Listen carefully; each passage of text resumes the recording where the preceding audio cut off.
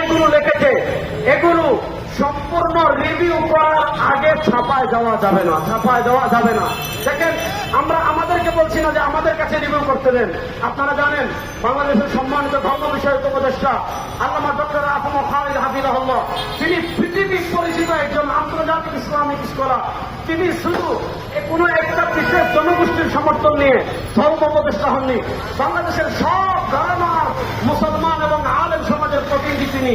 আমাদের দাবি হল ধর্ম মন্ত্রণালয়ের সম্মানিত উপদেষ্টা আল্লামা ডক্টর আফম খালিদ হাফিজাহুল্লাহর মাধ্যমে এই বইগুলো রিভিউ করে ছাপায় দিতে হবে।